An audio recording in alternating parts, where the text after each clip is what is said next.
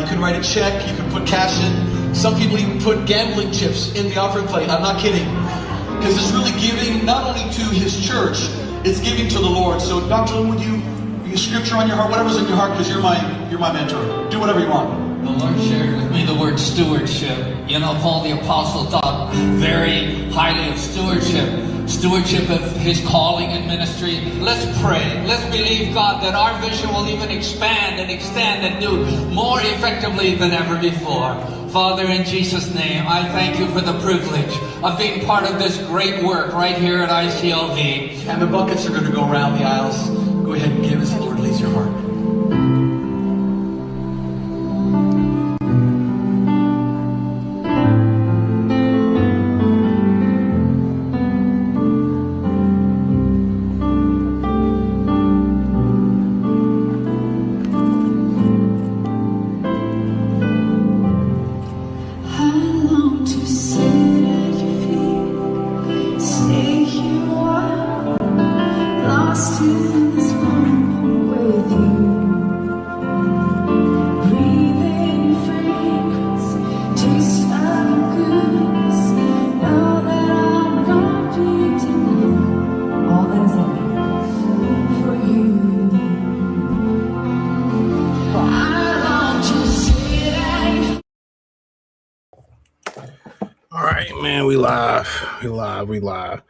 We live. I'm trying to get this shit together real quick on the X side of the game. I don't know what's going on over there, man. But Instagram been tripping all day too. But we here, Wolfman. People always see me with a hat when I do the videos because it's cold. It's the weather starting to break in Detroit, so it was like 40 something today. That's y'all hear Miles in the back drinking his water. Most inconvenient time for me. It'd be like 1 in the morning. He just start 3, 4 in the morning. You hear him just drinking a bunch of water, but I do feed him late, so I think that's what it is. So let's see. Yeah, I don't know what's going on over here. So hold on. Yeah, I don't know. So hopefully we can figure out what's going on over on X, but so Espinoza did respond to Floyd. Here we go. If I can share this, I don't know. So we'll wait till it create the post. So Espinoza did respond to Floyd. We're gonna get to that. Also, we're gonna talk about Ennis and Ortiz. Sound like it's getting done. Spence and Tszyu, Shakur. And first we'll talk about anything, because I was gonna do this yesterday. I'm like, I ain't feel like it. I was too tired. Then I wanted to watch the Pistons game. We all seen what happened if you follow basketball there. So yeah, nothing much. Nothing much to talk about that's going on right now. So we gonna dive into what the good brother Stephen Espinoza said. So Stephen Espinoza told him to get it from God. But one thing I will speak on real quick before we kind of get into some more boxing talk. It's always good to see boxing in full steam because, then we can really slide the content over there. I love when people try to be, oh, man, I thought you taught, like, I don't really understand, if you're a grown man or you're a grown woman, where do you have to find time to find the 2 troll channels at? And then, outside of that, if you don't like the content, don't watch it. You ever notice the more negative the content, the more views you get? That's the type of thing that, how the internet set it up. The more negative the content, the more views you get. I guess so many people coming in is, oh, man, you should, and the number one question that I get is, why you don't like Shakur Stevenson? That's not even what y'all got to understand about that question. It's a rhetorical question.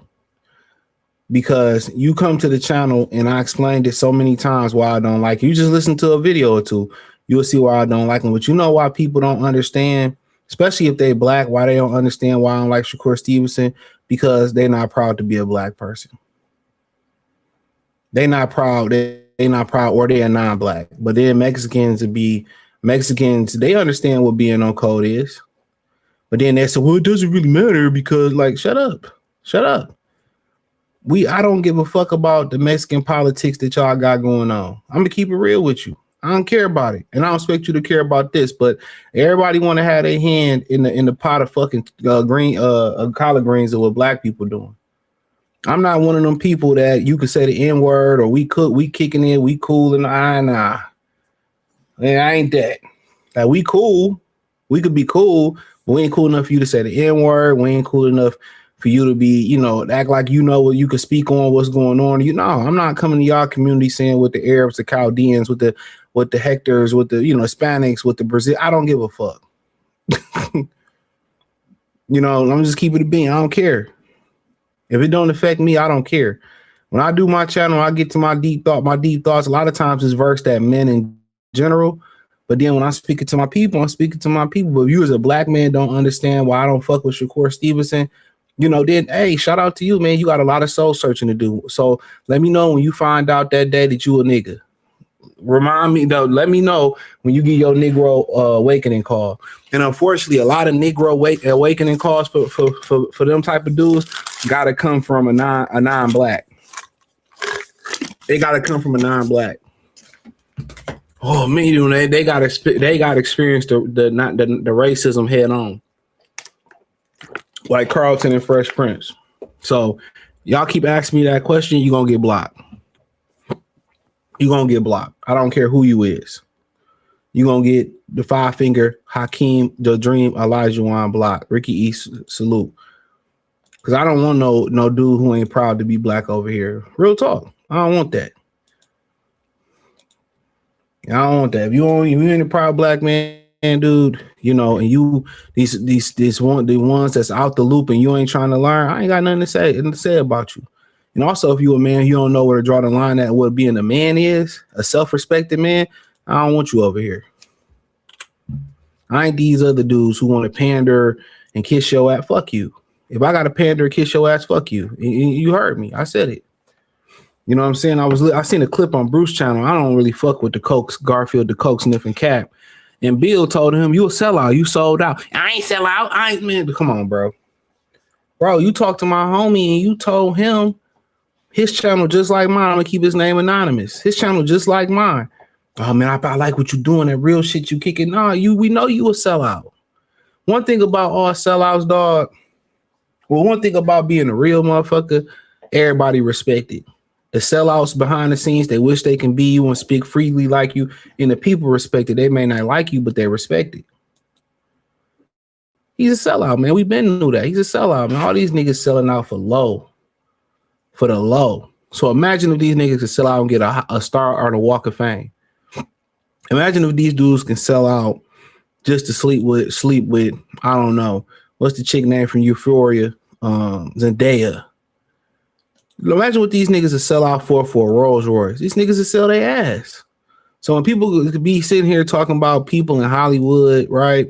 When they sit here and they talk about people in Hollywood, when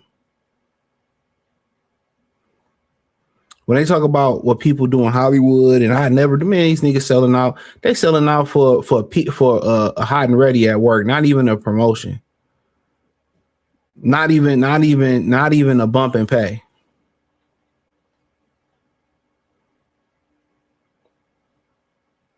They selling out from a pat on the head from a higher up. Don't get nothing from it.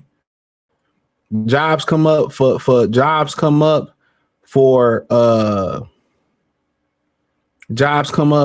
that they should, you know, they cooning for, or they selling out for, and they get passed over and they still be cooning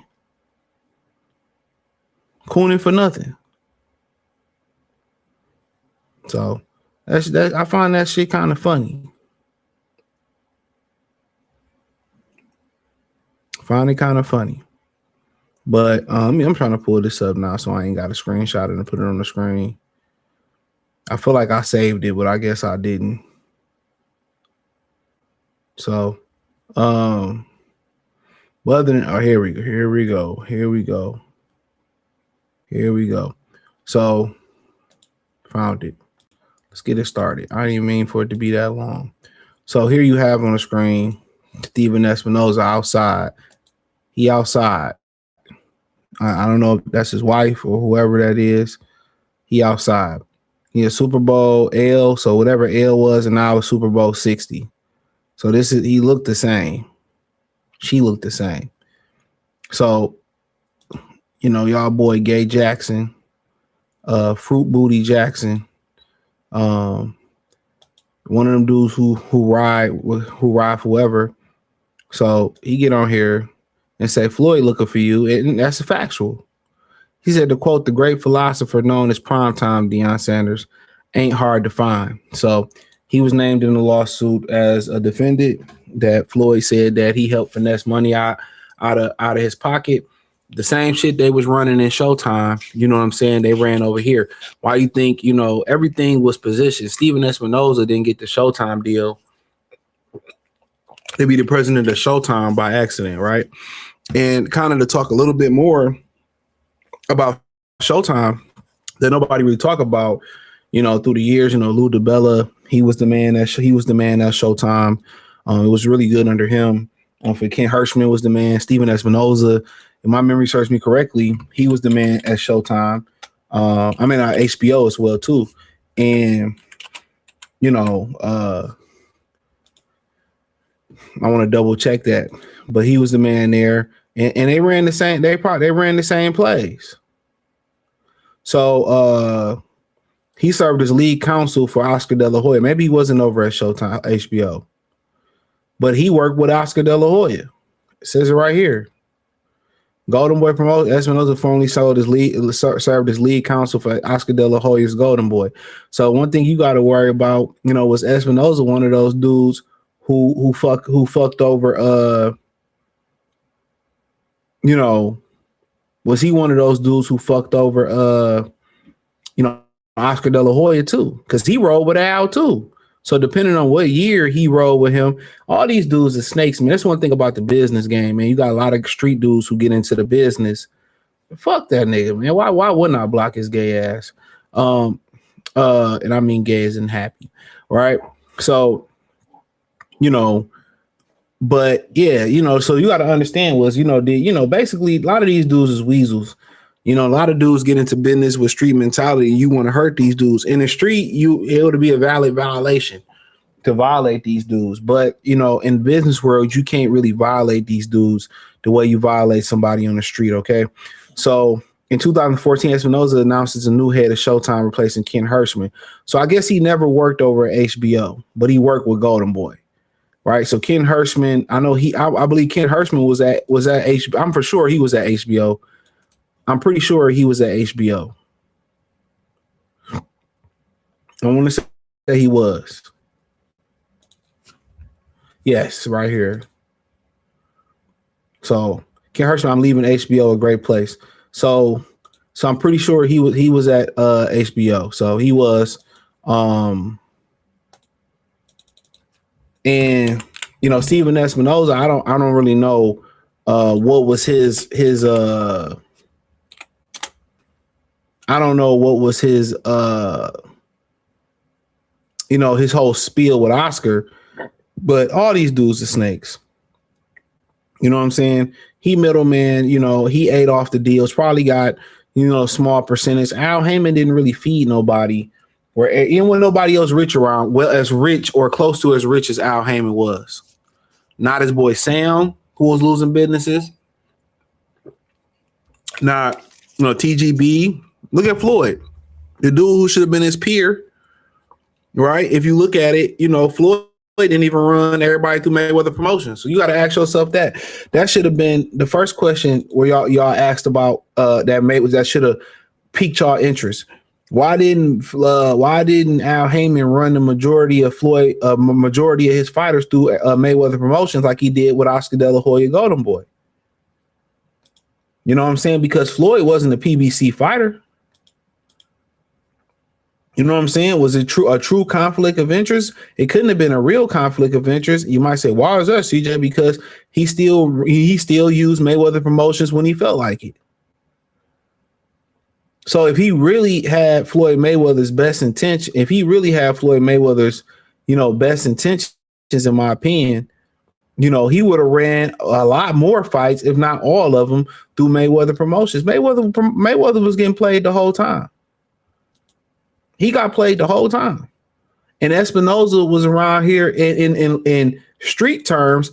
Espinoza deserved upper room activity. He deserved to legitimately lose the lawsuit. But at the end of the day, it's about what you can prove. And if they can prove to the fact that Mayweather signed over, if they could prove the fact that he signed over the right for that money to go to Al Heyman account, that ain't got shit to do with Espinoza or Showtime. You signed over where that money went to. So in reality, yeah, they did him dirty, but also in business, what you learn, if you ain't on your P's and Q's and XYZs, you know, nigga, please. You got to have your shit together. How many times we seen somebody, oh, I ain't paid my taxes in this long, right? You hear that? I ain't paid my taxes in this long and that long, and woo, woo, woo, woo, woo. Woo, woo, woo, woo. My CPA was supposed to do it. How many times do you see the CPA, the accountant, get brought up on tax evasion charges? Never. Never. Oh, he didn't pay my light bill. Do the light bill sue the CPA? No. No. They come get the money from you. They come get the money from you.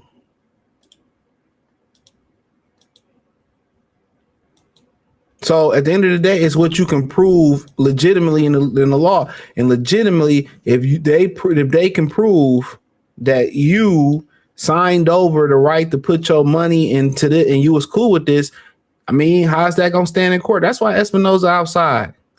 He know Floyd is harmless. Floyd ain't gonna bust a grape in a food fight at all. At the end of the day, you gotta think about it. This the way Floyd and Espinoza treated their number one money maker. So how you think they treated the rest of them dudes down the totem pole? This is how they treated their number one money maker. His pockets ain't hurting. He got a severance package. His pockets ain't hurting. His family eating, they good. One thing about it, bro, in business, they care about themselves. They don't care nothing about your family, bro. If they can fuck you out some money, they will, because they know in business, you know, them niggas ain't gonna bust a grape in a food fight. They can't kill us. They can't really hurt us. Like, they don't really see that happen. If you let me fuck you, that's on you. You got to charge it to the game. Real spill. In Floyd, they took advantage. Just like Joe Louis at one point was broke. George Foreman was broke. People forget Muhammad Ali was broke. Muhammad Ali sold the rights to his name to survive. As much as Joe Frazier was so salty by Muhammad Ali getting that money and that praise, guess what? Joe Frazier only really beat Muhammad Ali. Muhammad Ali beat Sonny Liston twice. He beat George Foreman, who pulverized Joe Frazier. I mean, that was the perfect matchup for George Foreman. Okay. Then, you know, he went on to have other really good fights in there as well too. Beat Floyd Patterson, you know what I'm saying? He had some other fights in there.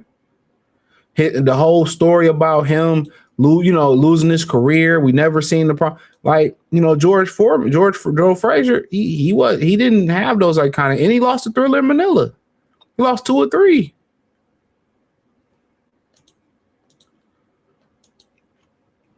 So when we start really having those conversations, and Joe Frazier had every right to be bitter. Muhammad Ali was calling this nigga monkeys all on TV. He was calling Joe Frazier monkeys, and Joe Frazier was putting money in his hands while he couldn't fight, and gave him a fight while he wasn't supposed to fight for a title when he couldn't, if my memory serves me correctly, when he shouldn't have. You know? And that's why he felt so bad. It wasn't the fact that, you know, Muhammad Ali got all this praise. That had something to do with it, but a lot of stuff that had to really do with it. It was the fact that Muhammad Ali slandered him through the media, and we all could say it was just for show. You call dudes monkeys, and you start saying this real low down dirty type of shit, and the man was helping feed your family while you couldn't. I mean, really, you shouldn't have nothing bad. So you could say it was called building the fight.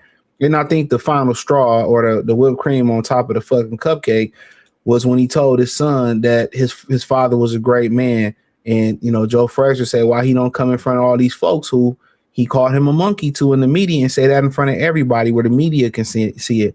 And I agree with that. Muhammad Ali should have came himself into that locker room in front of the media and closed that chapter with Joe Frazier, and maybe he wouldn't have been so bitter at Muhammad Ali. It was just the fact that Muhammad Ali lost. That wasn't per se, that wasn't per se,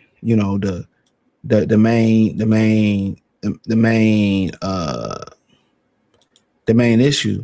It was the way he talked about the man. And really, at the end of the day, a lot of people could make the case that Muhammad Ali was cooning. The way he slandered Joe Frazier. And this is what they don't tell you in the history. So really, he was more bitter. He was more bitter about how Ali slandered him and called him gorillas and all this type of shit in the media. But also, when you see Muhammad Ali get celebrated like that, I mean, also, he had a hell of a fight story. He beat names, and you didn't beat the names that he beat, including you. Your claim to fame was, beating up on his ass one time. So, but yeah, but they, all these, he sold, back to the point, Muhammad Ali, he sold the rights to his name. That's why you see Muhammad Ali on Platinum Fubu. You go to Macy's and you get a Muhammad Ali shirt. I think he sold, I ain't gonna put a number on it, but I feel like it was around 100 million. Real talk. How many of these niggas today, who making a few million and still owe money allegedly? How many of these dudes today,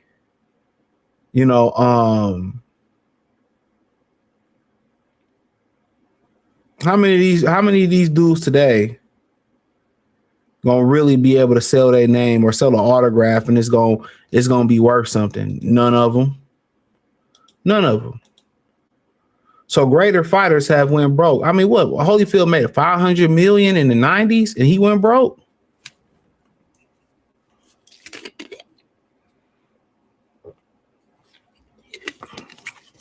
Tyson was up there too. He went broke. They had such good names, they was able to recover and make money. They was household names. They ain't no household name in boxing. Only ones that was there was Pacquiao and Mayweather, really. Who else a household name? From the around their generation. Real talk. Who else a household name? Tim Bradley ain't no household name. I mean, just keep going after their generation. Who else a household name? Who? Usyk ain't no household name over here. We just going to come on. Miguel Cotto ain't no household name in America. Maybe in Puerto Rico. I mean, I guess that is. I mean, he ain't no household name for real, bro. You talking about they can come back right now and do a business venture and make a bunch of money. None of them niggas can do that. None of them.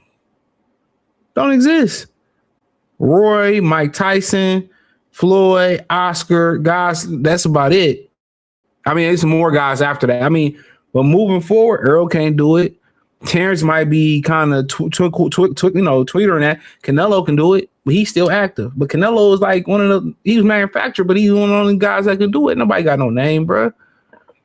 Superstars died in boxing. It died with really, when we talk about it, dog, Canelo really ain't even no American superstar. He's an Hispanic. He's a Western Hispanic Southwest superstar. So if we just talking about true American star, like he ain't as syndicated as Oscar De La Hoya was across America. And anybody that know, we know. Miguel Cotto not coming back in America, and he can lose $500 million like Mike Tyson did and get it back. Lose $400 million like Evander Holyfield did and still be a name. No, he's not. He's not like that. He's not like that. He's done nowhere near the numbers that Mike Tyson and Evander Holyfield done. Nowhere near. Nowhere near. Nowhere near. You don't know what the fuck you talking about. Nowhere near. He had probably two pay-per-views. Even the pay-per-view with Pacquiao didn't probably do $1 million. I don't know. The one Floyd, it probably did. Other than that, he wasn't in the same vein as Mike Tyson. He wasn't in the same vein as Evander Holyfield. Especially when we talking about making money. No. Maybe Roy. And also Miguel Cotto's career was cut. His potential was cut, but I'm not going to get into that story again. Superstars in boxing died with Canelo. They died with Canelo. That's the point. I'm not about to argue the fruitless shit. Superstars in boxing died with Canelo. It dies. And back in the day, you know, what they used to do is used to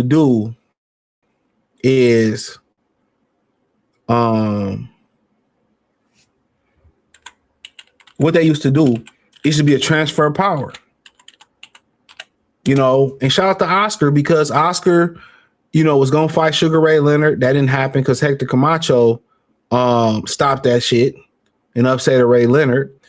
But you know, he had a crossover fight with Julio Cesar Chavez Sr., but then he still passed the torch to Floyd and Manny Pacquiao. So say what you want to say about Oscar. Oscar was a real fighter, bro. I talk shit about Cap back Thursdays, but Oscar De La Hoya was a real fighter, bro, because he received the torch and he was passed the torch. He received it and and also in a way he co-signed Canelo. So Oscar De La Hoya really passed the torch to the three last superstars in boxing, if my memory serves me correctly: Pacquiao, Mayweather, and Canelo. Honestly, I'm gonna give a motherfucker credit when the credit is due. You can never talk shit about what Oscar did in the ring because Mayweather didn't pass shit. And shout out to Manny Pacquiao. He was still out here passing torches. He was going to pass it to Earl. He tried to pass it to Keith. He wasn't going to pass it to Bud. He knew what Bud was. But, you know, at the end of the day, he didn't owe Bud that. You know, he knew what Bud was. I think most fighters knew what Bud was. I think they even knew what Bud was before we did. Right? But that's just not even on topic. That can be its own video by itself, right? So De La Hoya threw a lot of licks out there he ain't had to throw. Bernard Hopkins threw him a lick. If we want to get into stuff like that, Trinidad, which they should have ran it back. I don't know why they didn't run it back. Would have been still stood as one of the biggest fights that ever was. You know, I felt like Oscar still won that fight, but you know, nor here nor there, the shit all balance out, right? But Oscar threw licks. Mayweather ain't throw a nigga a lick, throw his own people a lick. He ain't throw it to Devin Alexander. He ain't throw it to Tim Bradley. And this is why I say Bud is the greater fighter than him. Bud had killer instinct. Bud finished fights, and Bud fought black fighters. Bud didn't evade black fighters. Black fighter evaded Bud. Mayweather evaded black fighters. So you don't really know how good he was. So you gotta keep it a beam. I'm talking about he the greatest fighter. What niggas did he beat? So that's why I always kind of say that. But let's move over to Virgil and Jerron. So it's getting closer, targeted for April. I have no problem with this fight. You know, Xander can collect the belts and all that, but this is where the money is at right now. Built from 47. Honestly, I feel to the fact of this fight is just like I said, superstars died in boxing because they lack personality. You know, and Canelo was built ground roots. Let me stop lying. Oscar, the cosign from Oscar was huge, but Canelo was fighting on free TV his whole career in Mexico. I think it stopped for a minute because he sent somebody to the upper room, if my memory serves me correctly. Somebody can correct me in the comment section, but he was built off a lot of his groundwork, if my memory, and somebody can correct me in the comment section, was built fighting on free TV, but the De La Hoya cosign was good. So he did a lot of the leg work himself, right? Got to give Canelo credit, but superstars have died in boxing because it's this lack of personality. These kids grew up off tablets. They grew up in the house. They didn't get pushed off the porch. Ain't no more personality. It ain't for a lack of talent. Yeah, there's a lack of how can I say this? There's a lack of surplus of certain type of fighters. Like Gary Anton Russell is a dying breed, a fighter who throws a bunch of punches at the higher weight classes. You got welterweights throwing punches like heavyweights. You know, a guy like Gary Russell, you know what I'm saying? He about to fight in one of the, like, if Andy Hiroka don't suffer from being lethargic for not fighting, y'all about to see one of the best fights you've seen in a minute. Andy Hiroka and Gary Anton Russell. It's just to the fact that what kind of bagged me off of that fight a little bit. It's on the Ryan Garcia undercard. is that Hiroka hadn't fought in so long. And you see what happened with Gorilla Boy back around Mazaliev, right? But Hiroka is one of those fighters that y'all gonna like. You know, Gary Anton Russell, you know, his chin gonna be tested if Hiroka, you know, is there. You know, he's a Ghanaian, I think Japanese Ghanaian. He's mixed. I think his father's from Ghana, his mother's Japanese, but you know, that's for another story another day. And I also think Durant gonna beat Hitchens. I just got a feeling. But you know, 3 months, several rounds, negotiation through media, internal lawsuit letter. Virgil Ortiz, Geronimo Ennis finds appears to be on the verge of common grounds. Boxing scene has learned the two sides are in advanced talks for their highly sought after 154 showdown. The timeline has slightly pushed back to April from its originally target March 28th date, but still to take place in Las Vegas, Nevada.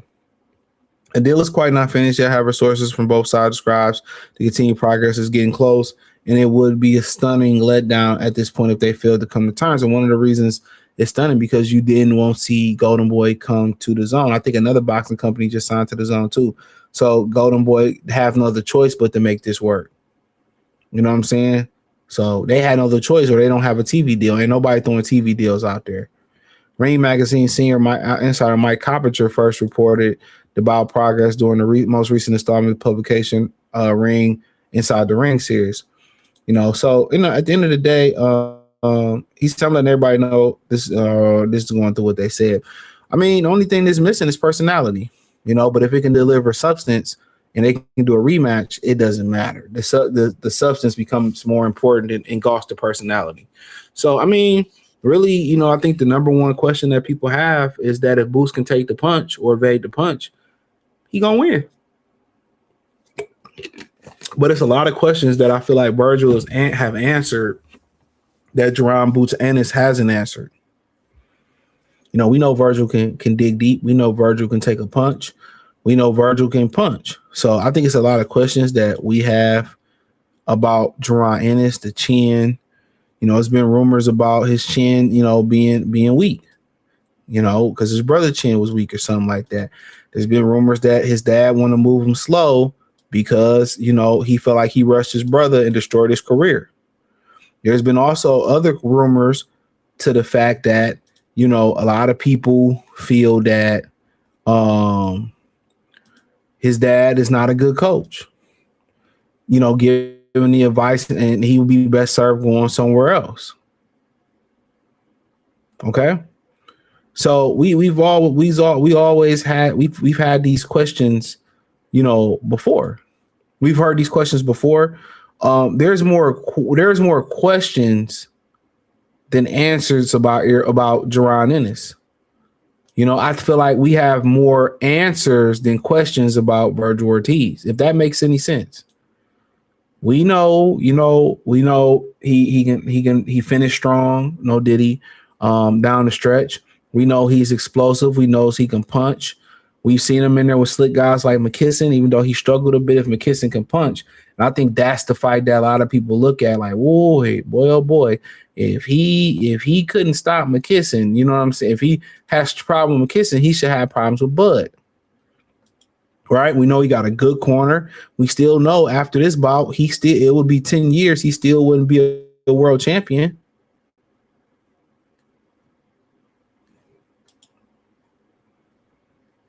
You know? So, you know, us having these questions and stuff of this nature, you know, we know what he is. You know, is that necessarily a bad thing? As far as like knowing what Virgil is and not knowing what, no, because we can find out and Boots can answer those questions with flying colors. You know, but most people is going with the inexperienced Jerron Ennis. And it's funny saying that, you know, if you keep it a bean, it's funny saying that with somebody with almost 40 fights. It's funny you say that. Like, okay, man, how do you say a guy with 35 fights, 31, but he ain't fought nobody, bro? He ain't fought nobody. So, you know, we talked about how, you know, they kind of, walked it down because, you know, how they walking down his career. because of how, they rushed his brother. That's what people say. I'm not saying how they rushed his brother. But then you go in here with a guy with 24 fights and 22 knockouts, and you say he's more of the seasoned guy, right? This is why substance matter. I'm gonna give y'all a fairly common example. All right, a fairly common example, in my opinion, is the fact that Gary Russell and Lomachenko. See, Gary Russell had about 20-something fights by the time they fought. He was active. He's probably the most active PBC fighter that ever been in life. I think he was on HBO too, wasn't he? He was very active because I think he fought Lomachenko on HBO. It was Showtime. He was very active. They was moving him. He was a guy that was meant to be a gold medalist. I think people forget that. He got sick or something at the Olympics. And he had to pull out. No, did he? But people forget. People talking about, oh man, this dude got a title shot coming off a loss. People forget. I believe Lomachenko had a loss, going into that Gary Russell fight. There was a lot of these people that claim they love Lomachenko. Look here, I was outside. They hated the fact that Lomachenko got a title in his third fight, right? I was outside for it. So in his third fight, he got a title. Right? And here we go. So he gave, let me explain how he got a title shot. Very decorated, two-time gold medalist. It is what it is, but you can pull it up. He gave back a portion of his signing bonus to get an early title shot. Where do you think that money went to that he gave back from a signing bonus to get an early title shot? Where do you think that money went to? It went to the WBO. What Bob orders, allegedly. Let's just say that. So he got in here. He lost to Salido, and I'm gonna tell you, all these Lomachenko loving ass people, they hated. They rooted for this man Salido to win this fight. Most people hated that Lomachenko got a second fight. I remember Brandon Rios was hating. I ain't saying that the hate was wrong. And it was everybody celebrated when Salido beat him. You know what I'm saying? Then he came back and he fought Gary Russell Jr. in his next fight for a title fight. He not only did he get a title fight in his second fight, which Salido blew the weight off, and nobody gave a fuck. Real talk. Everybody, anything Salido did, the low blows, nobody cared. Anybody in the comment section, if they tell me I'm lying, if I'm dying, I'm lying. Whatever, however go lie, I'm dying. Nobody really cared. Okay, so then you go to Gary Russell, and this is my point I'm trying to make. Leading up to that fight with Lomachenko, he's very active. 2009, 1, 2, 3, 4, a bunch of nobodies. 5, 6.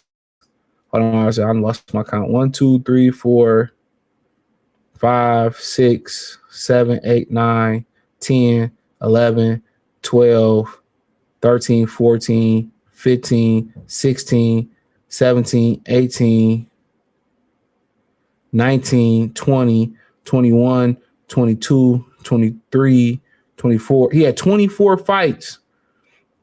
I said 20. He had 24 fights leading to that Lomachenko fight from 2009 to 2014, right?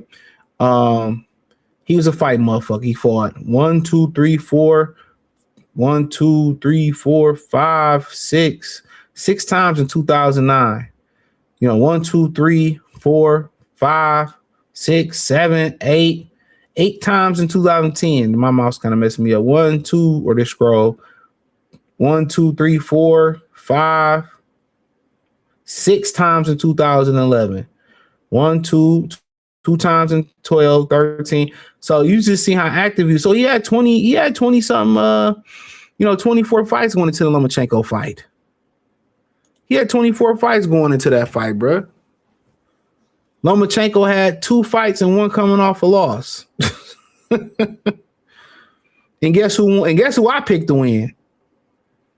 You know what I'm saying? I picked Lomachenko to win that fight because that one fight he had versus Orlando Salido was more experience than Gary Russell had in 24 fights and nobody. And it proved that in that fight. It proved it. It proved it.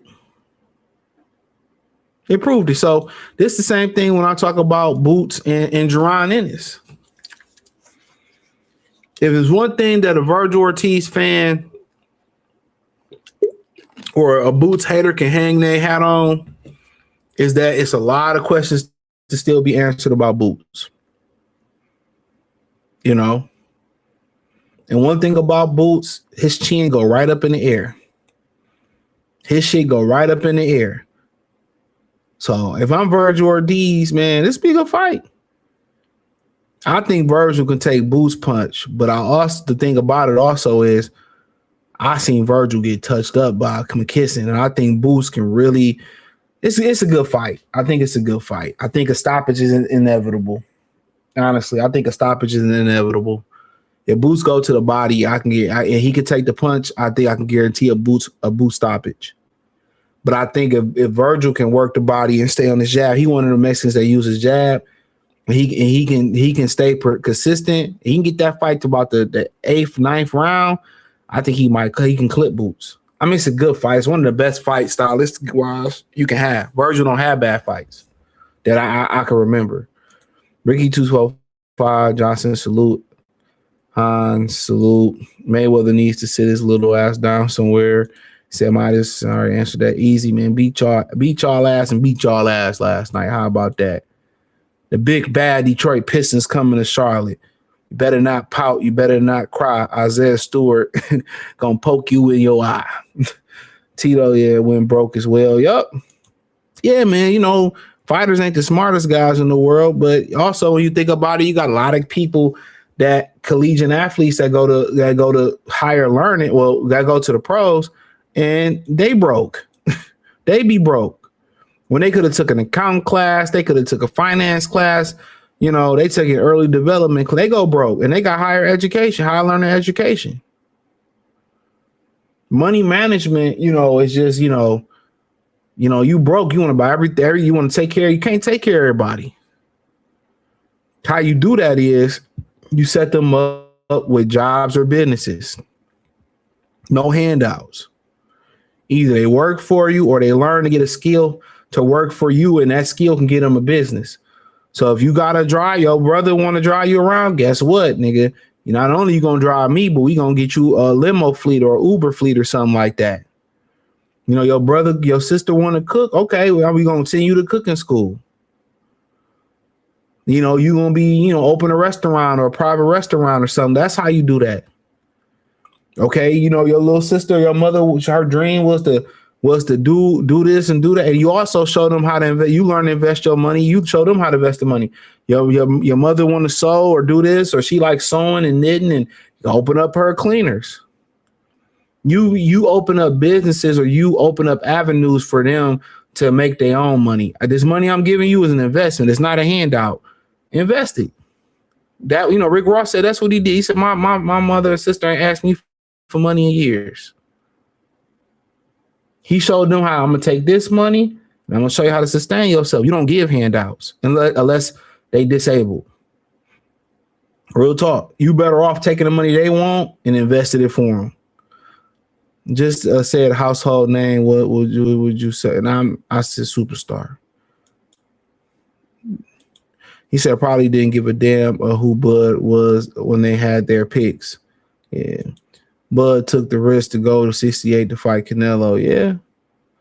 So Canelo came over the star in Mexico. Yeah, he did. But the De La Hoya co-sign, I think, was more Oscar. I can't believe Russ still fighting. Who you talking about, Russell? Or Gary Russell? Yeah, that nigga, he done. Jay Hardaway salute. He said they say Boots whoops everybody in sparring. That's headgear and big gloves on. You got to remember that. I'm glad you brought that comment up, MBK, because that's what headgear on and that's what gloves on. Put them, what they have 54, put them 10s on and take that headgear off is different. You know what I'm saying? Think about what Karen Sharkachan was able to do to him in a boxing ring, and he do all this in the sparring. He had his father didn't have an answer. He didn't have an answer. They fought him twice and didn't have an answer on how to cut the distance or close it off on him. They didn't have an answer. You ain't got the answer, Sway. Black Jericho salute. Welterweight still don't know if Boots is durable. That's true. Boots can run Virgil into some shit. He can, and Virgil can run him into some shit. Mayweather spending money like a child. Yeah. Yeah, he probably did. Alex, I'm gonna send that money on Tuesday. I'm gonna send it on Tuesday. I'm gonna send it on Thursday. Like, ain't never send that money. He ain't never send that money. So here we go. It's just perfect segue. We got Errol Spence, who could be returning to the ring versus Tszyu. They talking about the summer of 2026. So I heard July, August-ish or something like that. I think it's a good fight. I think it's a perfect comeback fight. It's not a tune-up. I doubt if the big fish is going overseas to Australia.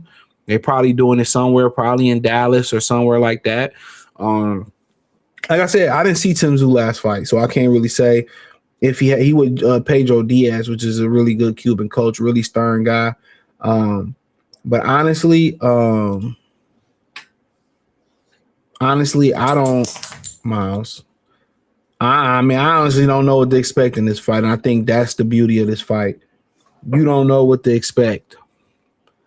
Because, most people is, Farrell going to pick up where he left back at. Most people just going to basically say, hey, after that accident, he still came back solid. So Earl going to have some sharpness to him.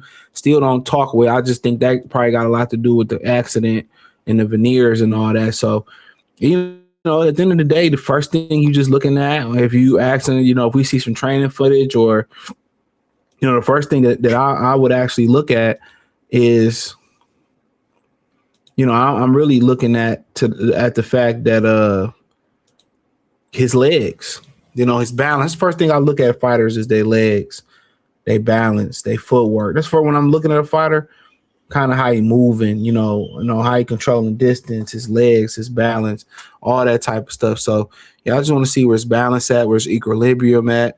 And then you looking to see how them punches come off. Some punches shooting like they used to shoot. They coming off Chris. He turning that jab over. And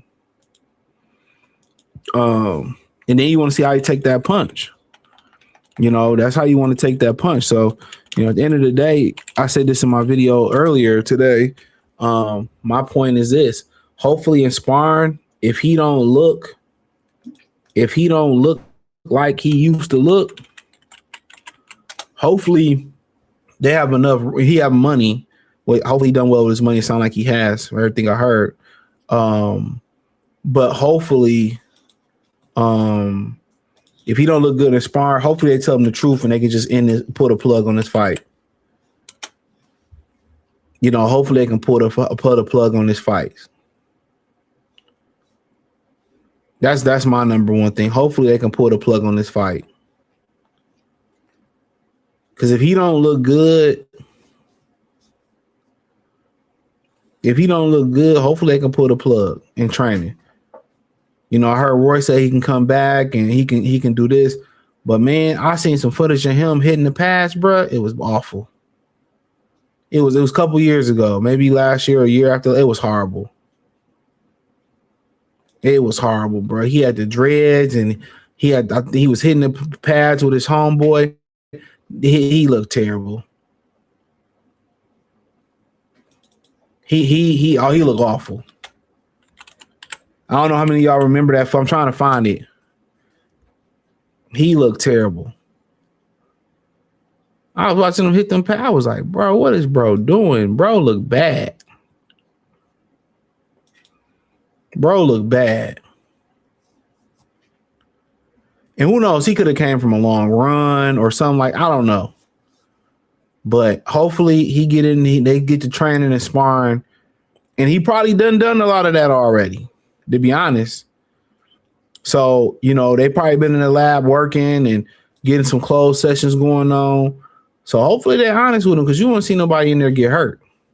But a lot of people think he going to pick off where he left back off at. Me personally, I hope that he picks up his second chapter of his, or you can say his third chapter. I really hope for him is that he learns how to adjust and he picks some shit up.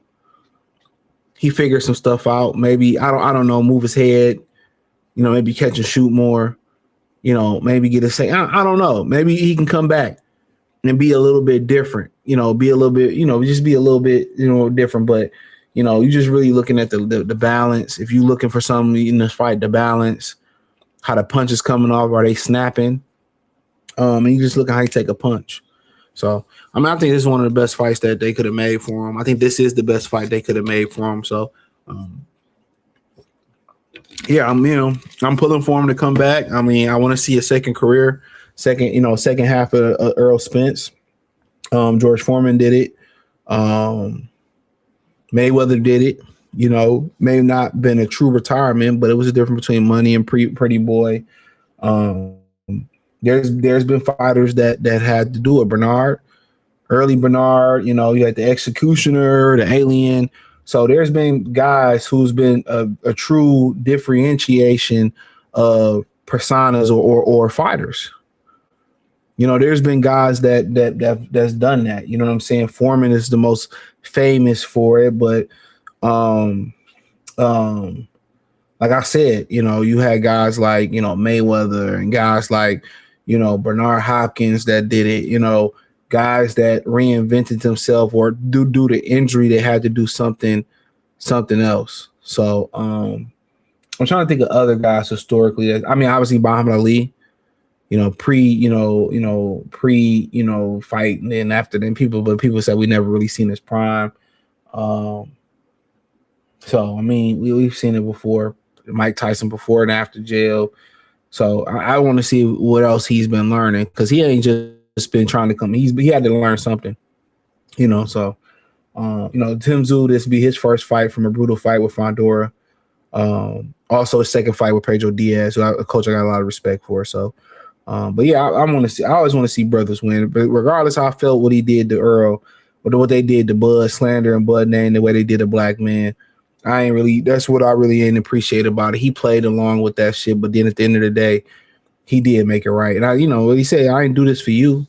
He told Bud, I ain't do this for you. He did this because he wanted to live in Dallas, and he couldn't walk through Dallas being a whole ass nigga. That's why I feel like it's a pride thing. How you predict the fight? I have no idea, bro. I can't predict something I ain't seen him do in the ring in 3 years. And I ain't see Tim Tszyu. I can't predict this. He said, I don't know why he would fight Tim, though. That's dead bait. I mean, what you mean, dead bait? Like, why wouldn't he fight a guy like Tim? You want him to come back versus a killer after 3 years? Is that what you're saying? Like, why wouldn't he fight a guy like Tim Tszyu? A guy with a name, a guy with a U.S. presence, a guy with Australian presence. They're going to make money in Australia, going to make money in the United States, TV-wise. Who would you want to see him come back versus? Because when they was trying to put it, I'm going to tell you this, and this is my belief, and I believe most people are going to agree with me on this. Al Heyman was so mad at him that he didn't fight Canelo and Thurman and Canelo. He put him in there with Fondora. He was going to put him in there with Fondora to end Earl Spence's career. He was going to do that to him. Like you have so much ill will because this dude wanted to do was he wanted to go fight the Al Heyman. I told y'all when I peeped this game, I knew what he was, bro. When I peeped this game, I knew what it was. Why not Tony Harrison? Why would you fight Tony Harrison? Tony Harrison don't have the name that Tim Tszyu got. You get Australia money and American money. Why would he fight Tony Harrison? Why would he? Tim Tszyu bring more money, a more name, and it's a guy that it's a guy that's on his level. They are a carbon copy of each other. Earl is just, I think, a southpaw and more athletic. They tried to feed Earl to the slender. Yeah, they did. That was a punishment. That was a punishment. That was a true punishment. But also that was a play for them to be able to have Fondora drop them belts so he can avoid Bud. So they really use him as a play. But Al Heyman fucked over black people, man. That's fucked up, dog. But you go get money with the white man and the black man fuck you harder than anybody else did. And that's a shame, bro. He fucked his people like that. And he gave them Hispanics preferential treatment. Probably because they get the cartel on this bitch ass. But it is what it is. So, let's talk about Shakur. All right. Once again, Shakur Stevenson. So, for the most part, he hiding behind so apparently they saying that Virgil, I don't know if this is true, so I ain't gonna say it. So apparently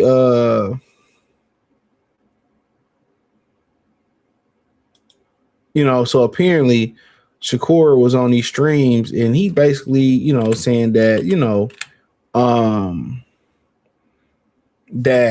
Devin, no, Devin got to fight Keyshawn first. Devin got to fight. He ain't gonna get, so he hiding behind Keyshawn Davis. And it's just to the point where a lot of these dudes, they don't really want to fight the best.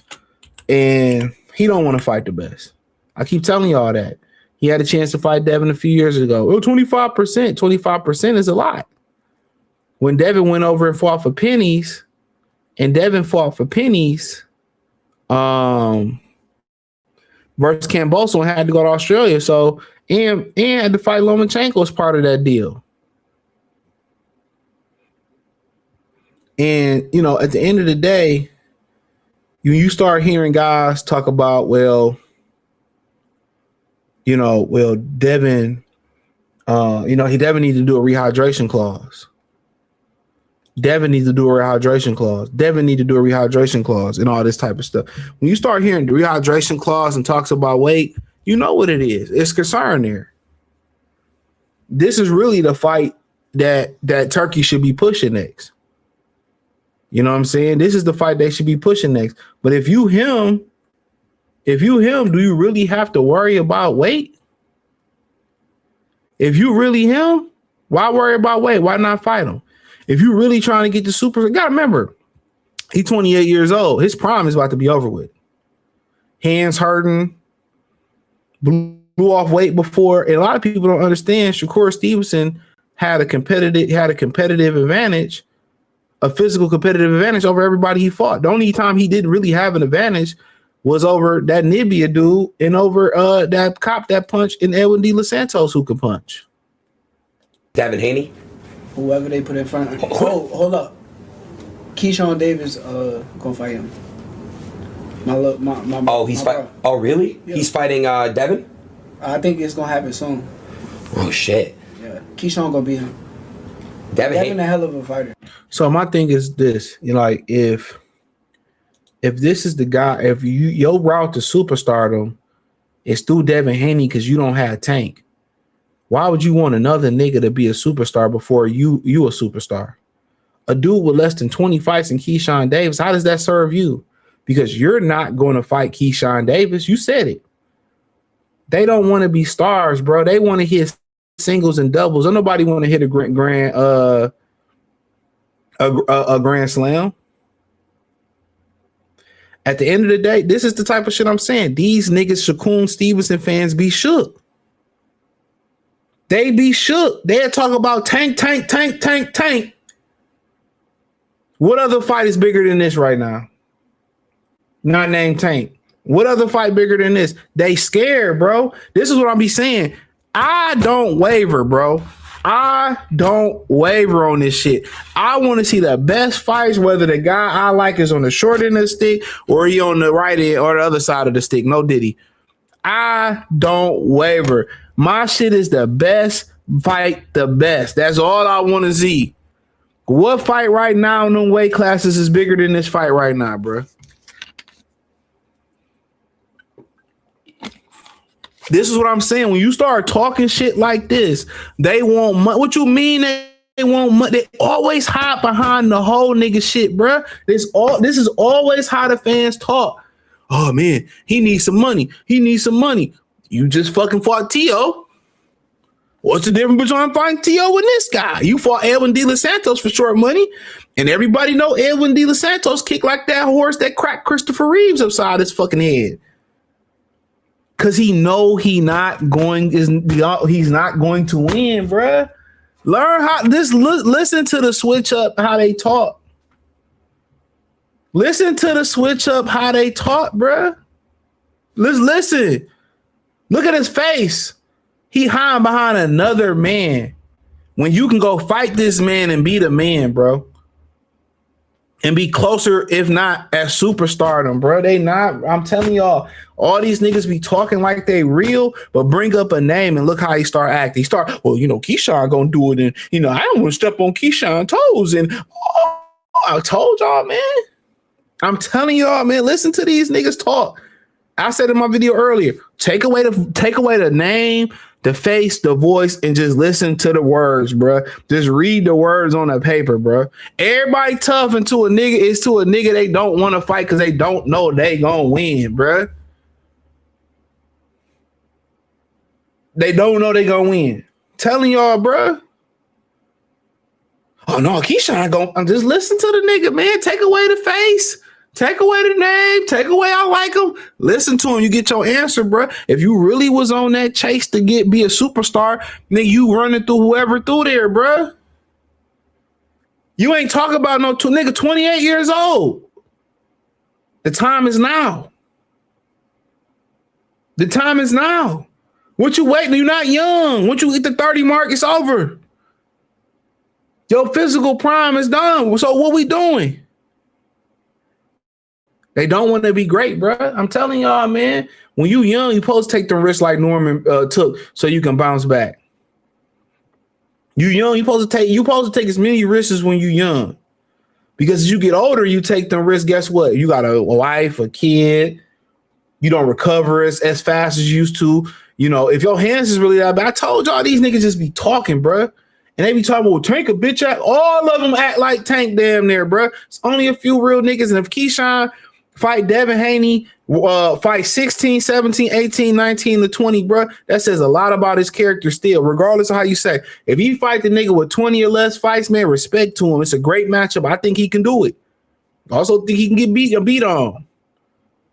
Talking about a kid with 20 fights or less, let's give him 20 fights. That's come on. But you got a motherfucker right here who's talking about, I'm the best in the business. I'm the greatest fighter ever. And you got a nigga, sparring, he can't do, he touched it. But okay, if he that good, why not go up there and test yourself? Because ain't nobody asked him to go up there. Therefore, had he not lobbied to fight Conor Ben, we wouldn't even be talking about it. So running your fucking trap is a reason. If we wasn't talking about, if he never said nothing about Conor Ben, we wouldn't be talking about nothing, bro. We had nothing to say about it. You lobbied. Say it, do it. Oh, come on. My brownstone voice. Nobody was like, I want to see Shakur fight Conor Ben. Nobody said that. So if you wouldn't go 47 for Conor Ben, oh no, I want a rehydration clause, brother, man. But you just said on Say Cheese Tank was a weak ass nigga. I'm paraphrasing for doing the rehydration clause. I want to beat a nigga and get foot. Now you want Tank treatment. Come on, man. You don't get no blue carbon treatment over here. You get these nuts treatments. How about that? These nuts, a brown, these nuts carpet treatment, nigga. I'm telling y'all, man, this is what I'm talking about. This is what I point out, bro. And this ain't really got nothing to do with dislike or like them. I do this with every fighter, bro. I show the hypocrisy. I showed a bitch in them. I showed a double stack. I did it with Boost. I did it with Virgil Ortiz. You know what I'm saying? Let's keep it at a bean. They don't believe what they be saying, bro. They don't believe it. As good as they be trying to make it seem to them. Now he ain't him. Cause he know verse then, and then he trying to be like, well, yeah, you know, Cepeda was my toughest matchup, and if they didn't get me, you fought a fucking C-level fighter who didn't jab.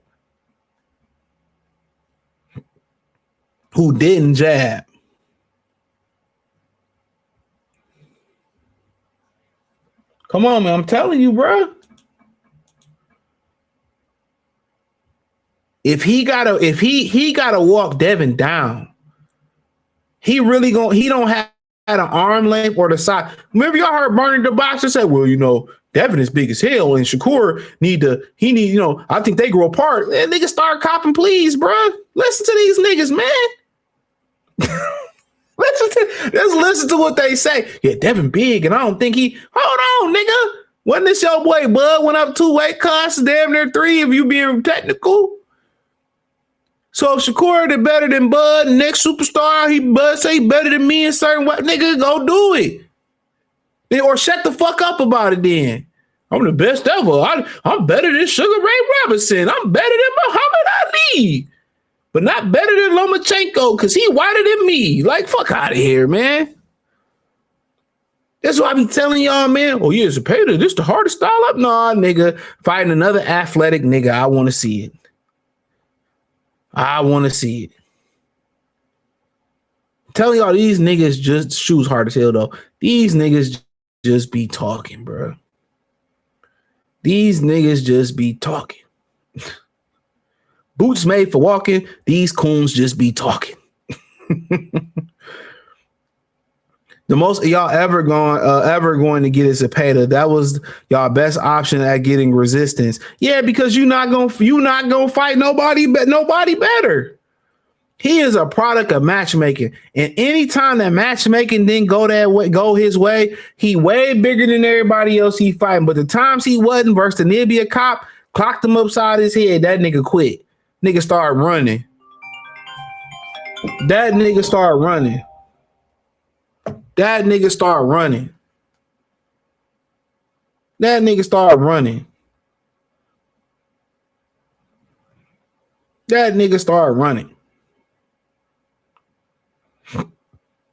He started running. When De La Santo, I'm glad I went to bed.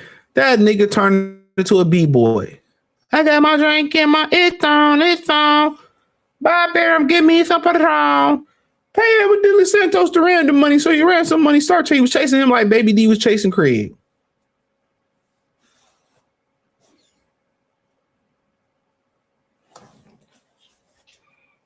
Shit is crazy, bro. These niggas just be talking, bro. Shakur gonna call Jake Paul.